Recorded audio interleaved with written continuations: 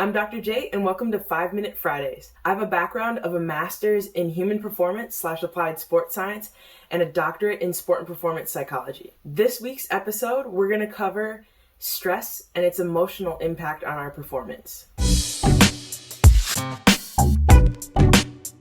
Please like, comment, share, and subscribe for more 5-Minute Fridays with your Dr. J. When it comes to it, we all have stressors in our life, right?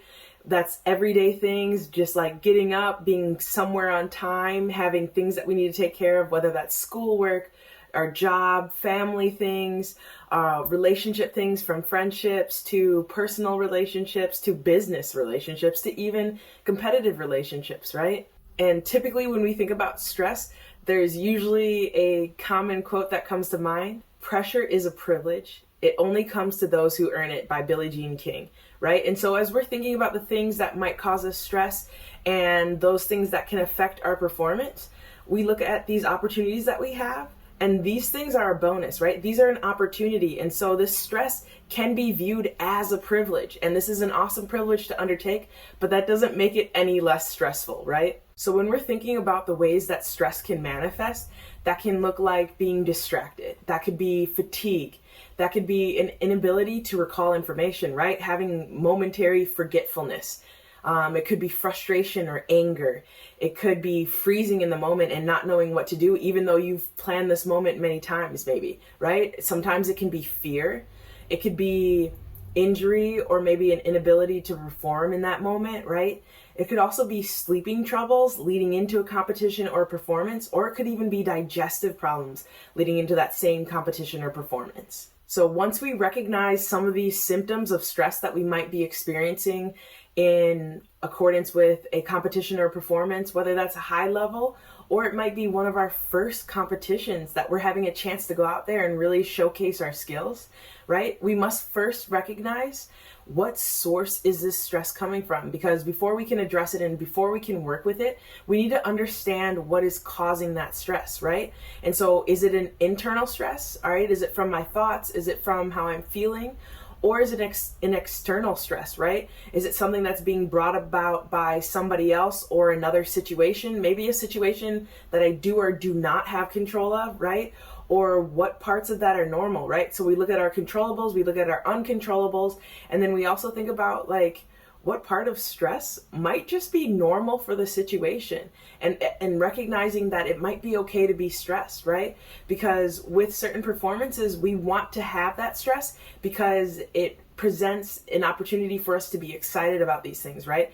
So stress comes from kind of a similar place as excitement, right? But whether we view that excitement as positive or negative is all based on our perspective of that situation, right? And we just want to be aware of what that stress source is. Once we understand that stress is normal, how we handle it is exactly what propels us into becoming elite, right? It's not just something that happens overnight. It's something that we've got to work with. It's something that we've got to recognize, and it's something that we have to address directly. So then as we look at addressing how to handle this stress, we need to figure out how can we create these moments of calm or create a more balanced and ready attack for this chaos that we might be experiencing in the form of stress, right?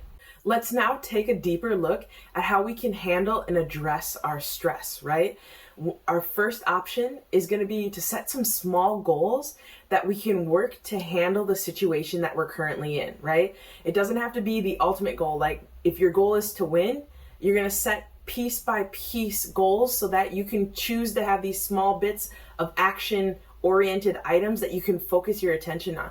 Because sometimes when we look at the task as one whole large complete piece, it can be daunting. But if we break it down into smaller pieces and we just build brick by brick, it becomes much easier for us to attack and to conquer those things. Our next one would be visualize solutions and strategies for overcoming that position or that moment that you're thinking of that might be causing you stress. So say you've got a sport where you can spend a little bit more time to figure out certain expected moves that your opponent might do, and then you can work to handle and combat that, and you keep replaying and visualizing those moments in your mind so that it becomes more easily accessible as you get into that performance situation. Then We can utilize breath work and mindfulness to either tune up or tune down our emotions, right? Because sometimes if we're too excited, it might be hard to control and hard to have a level-headed performance. But if we're too low, we might not have enough energy to do what we need to do in those moments. And this mindfulness and breath work can help us balance those things out. Our next approach could be you combat those negative thoughts that you're having and rework them into positive thoughts, right? So when you take a thought that might be an errant thought, right? Sometimes we have those thoughts that float through our consciousness and they might question our ability, right? Rework it so that you're rephrasing it in a way that's affirming your ability. You've worked for these skills. You've worked on these things. You're practiced. You're rehearsed. You've done the work that's needed for you to be able to be competent in this very situation. Our next option would be to create and utilize a mantra that you create for yourself, right? And as you're repeating that mantra, you're getting yourself into that autopilot mode because you've worked so hard at these skills.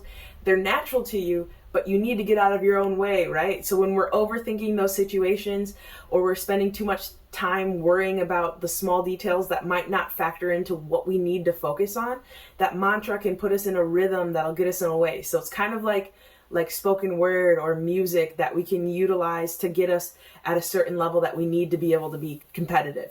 And another option includes utilizing action words or cue words that cause you to focus on the motion or the action that's at hand, right? And it'll bring you right back into the moment so that you're focusing solely on what you're doing instead of future scenarios or the past scenario, whether that was a mistake or that was a great opportunity. We need to keep moving ahead because most sports don't stop after 1 point is scored, right? So we've got to continue to work and we've got to continue to build.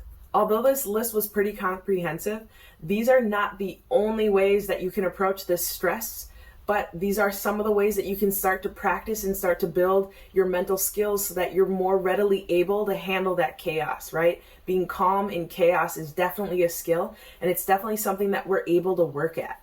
Thank you for tuning in, and please join us next week when we cover tempo training and its impact on strength training. Once again, this has been Dr. J, and as always, be refined by the grind.